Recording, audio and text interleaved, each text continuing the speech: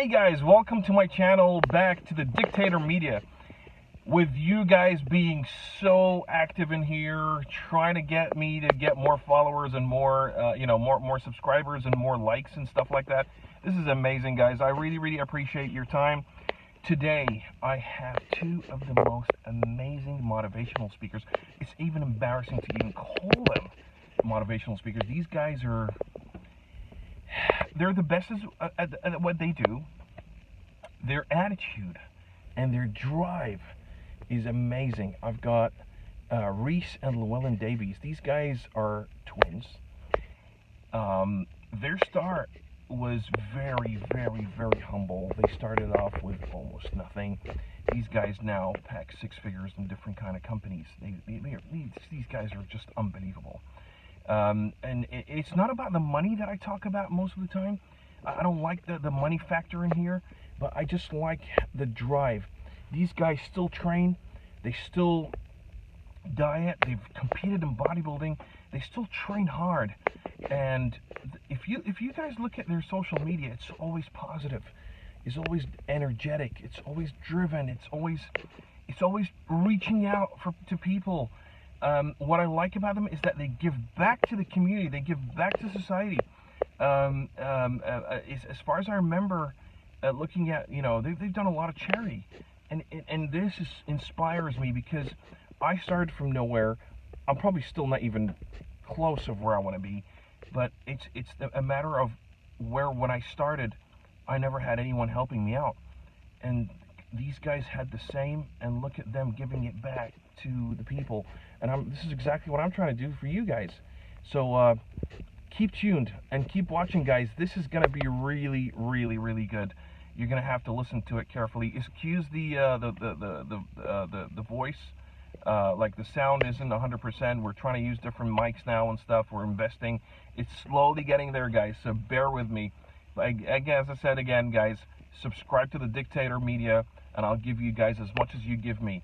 Have a good one, guys. I'll get that. Okay, guys, welcome to my channel, the Dictator Media. I've got the two legends here. Motivational speakers? I don't think so. I think they're one of the top guys in the industry. They're ex-boxers? Yeah, former professional boxers. Former professional boxers, motivational speakers, coaching. Yeah. And guys, they are actually bodybuilders. They're my guys. So here, okay, who's older? 30 minutes. I'm the oldest, happiest, more handsome twin. I'd like to introduce you to a sibling of mine called Reese. So I've got Reese and Louis. Yeah. All right, guys, I know you're going to think, what is the Dictator doing with those two guys? Usually I get guys who are a bit smaller than me. These guys are much bigger. So you guys are going to have to, forgive me for that. So guys, tell me what you do. Okay then, so me and my brother are former retired amateur national champion boxers. After that, we transcended into the professional ranks. After quite a successful career, we fell into motivational speaking by default. Now from that, what we've done is developed several businesses that cover personal development. We're international keynote speakers, and we also have shares in different companies, but we also run a digital branding agency. So our whole focus, our whole mission is to help people improve the quality of their thoughts and how can they transcend that into business. Fantastic. Does that make sense? It makes a lot of sense. Yeah. I mean, this is where I am at this stage. Yeah. Okay. I'm obviously an athlete. I'm still in competitive bodybuilding, and I'm starting to work on my business. Yeah. I do online coaching, and I do several other things alongside. One of the main questions I had for you. Remember? Yeah, I remember everything. I'm like an elephant. Yes. If you're okay, now let's see if he's got good memory. What was the question? You asked me multiple. You said you wanted to touch on it. You said, isn't it very weird how people usually have to wait to feel adversity to take the relevant action? That people often bounce back when they've hit rock bottom. That was the question, my friend. So here, the question is for both of you. All right. We come to develop ourselves or reach greatness. Yep. Only when little tragedies happen in our life. I mean, I wouldn't call it tragedies. We renamed it. Okay. We hit rock bottom. For instance, okay, a girl that was in a relationship, and as soon as she comes out of a relationship, you find her going to the hairdressers, changing her hair color, looking slick, going back to the gym, having multiple plastic surgeries. Okay. Or even the guy. Let's come to the guy. You know, he comes to the gym, the six-pack comes out, you know, the haircut, the beard, whatever. Why do you think we always have to reach that moment until we develop ourselves? Can I explain one thing? It acts as a trigger for someone's self-worth. Okay. If you attach your self-belief, your confidence, and all of your positive internal dialogue to a situation or relationship, when that happens, as a human being, you consciously go one or two ways. Okay. You either regress and go into a rut and you lose everything that you've built so far, or you go the polar opposite way and go drastic on your appearance, the way that you look, the way that you feel. And that's why people, females and males, if they break up in a marriage or a relationship, we then see the best version of themselves. But one thing I'll say to everyone that watches this video, they're still having the same internal dialogue. Just because they look better, they don't fucking feel better. So don't be tricked by that, which is quite often why you can see a phenomenal looking lady or a phenomenal looking man with all the same insecurities as the person that looks shit. Just to couple what Louis says, I think a lot of people lack genuine identity. So what people do is they think there's something based on association. So someone can make them feel good externally, but they still don't know who they are, what they have to offer to themselves and the universe. So people look for external factors to change what it is they think is their identity, i.e. haircut, i.e. face, i.e. perfume, i.e. whatever it is that makes them feel better. So I've worked with thousands and thousands of people. Absolutely. And so many people, if I was to ask it as someone that's been very successful in the corporate world for 15 years, who are you and what do you have to offer? They can't answer me. Because they spend all of their time trying to serve other people rather than serve themselves. Absolutely. See what I mean? Does that make sense, boss? Yeah, no, absolutely. I think a lot of it is to do with. I mean, I'm a bodybuilder. I'm probably the most selfish person you can meet there because obviously, bodybuilding is a selfish sport. I kind of turn inside here. I mean, guys, I just wanted to mention something. I suffer from PTSD because of wars. I've lived wars before. And I feel even during bonfires and stuff like that, I need to go into my cocoon and everything. But here, what would you give? One advice each to a person who suffers PTSD like myself, being a competitive bodybuilder. What advice would you give? Firstly, congratulations for serving the country and doing what needs to be done. But don't be captured by your past. I served in the military. You know, I was a 1st Battalion Grenadier Guard for 6 years. Don't be trapped by what's gone on in the past and use all of your energy like you do in the gym to better yourself outside the gym and to try and move away from PTSD. Because to me, you know, yes, Jason thinks it's a label, and that label gives it weight. And if you detach yourself from the label, appreciate and respect the fact that you do feel a certain way if you hear a loud noise or a loud bang, and work really, really hard in trying to overcome that, like you do when you're doing a fucking bicep curl or a bench press. Because I talk about transferable skills. Don't come and squat 5 plates of fucking side and flap every time you hear a fucking bonfire. It makes no sense to me. It makes no sense. You understand what I'm saying? No. So I work about You're opening my eyes. Yeah. So you have to work on you internally to overcome your demons, like you do in the squat rack. Fantastic. Let me add something. No, I need your. I don't want you to add anything. I want you to tell me what you got it. Please listen. I'm about to coach you free of charge for 2 minutes. All right. PTSD is a label that we've given a situation or a circumstance. You get post-traumatic stress after a car accident. Absolutely. The nature of what it is that you've experienced seems socially a lot more intense than everything else that you could have PTSD towards. So don't put yourself under unnecessary pressure thinking that you must learn to overcome it fast. If you've witnessed things that 99.9% of people are never going to witness, why the fuck should you not be scared when you hear things that are associated with what you've witnessed? 100%. It's called trauma. Absolutely. So the one bit of advice I'll give you is lose the label, and say you're a human being that's experiencing an emotion because there's something that resembles a bad experience. Absolutely. And if you do that over 1 year, 2 years, 3 years, 4 years, it won't have the same stigmatic effect on your unconscious thinking every time you mention that goddamn word. Listen to this label. I suffer from PTSD. That's a strong opening line. Number one, you don't suffer, you experience it. Absolutely. So we have to be careful with Change the words. absolutely. Because they have greater meanings. Yeah, of course. I mean, So that's my bit of advice. 202360 900 57916. Sort code and account number. I've got a twin. I've got twins right here. One's really cocky. All right. And one's a gentleman. But the problem is, for me, the way I look at it, he's the softie and he's the guy that don't fuck with. You know? Guys, last question. Yeah. If you guys, I don't know if you're believers or not, I don't care if you're believers or not, but if you had an image of heaven, what would that look like? Okay. Come on, say this. No, please. No, shall we start with the older brother? Yeah, okay, of course. Right, honestly, if I had a vision of heaven in my own head, it would be like hell.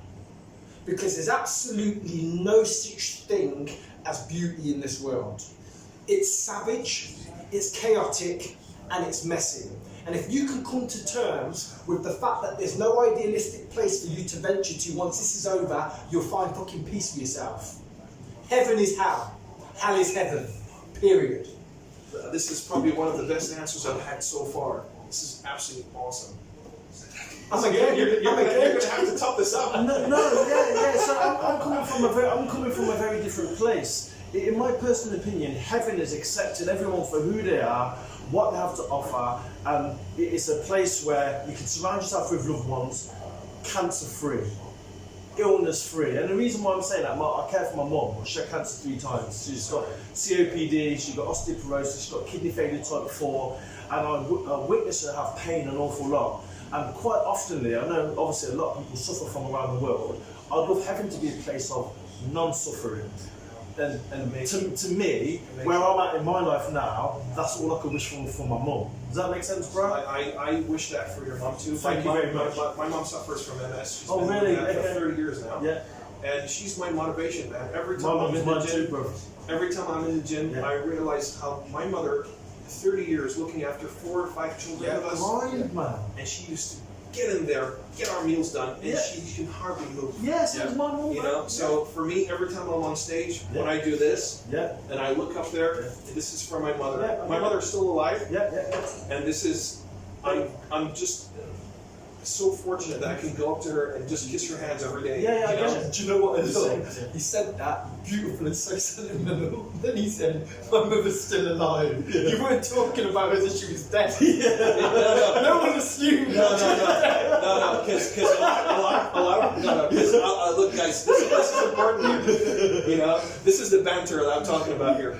No, because when my mother's still alive. You know, but on stage when you go like this, or even a footballer when he scores and it goes like that, they usually resemble someone who's passed. Of course, Mother, grandmother, father, whatever.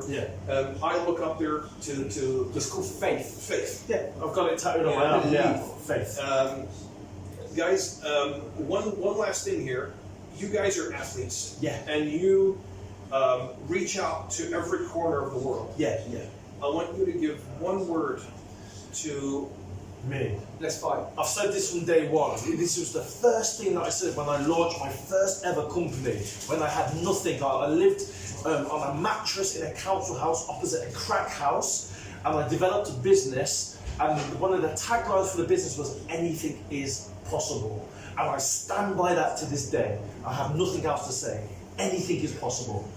Shitburst period. Anything is possible, guys. Thank you very much for having me here. I'm honored, and we'll definitely collab more. Thank you very much. 100%. Okay, this guy is the cocky guy. I'm gonna have to talk to him after. If I come out with a black eye, you'll know who's this guy. Thanks so much, guys. Cheers, I appreciate it so much. Happy? I'll definitely love and respect, man. Thank you so much. That is fucking awesome, man. Good. You can talk a lot. So, guys, what an interview. Those guys are full of energy. I couldn't even catch up with them. Guys, you can see you can see the energy that came out of those guys. You can tell their vibe. You can tell how much influence they can have on people, and you can see how well established they are on here. We're talking about mental establishment, and they spoke about a lot of things like how to use your skills, transferable skills, and this is really important for everyone, guys.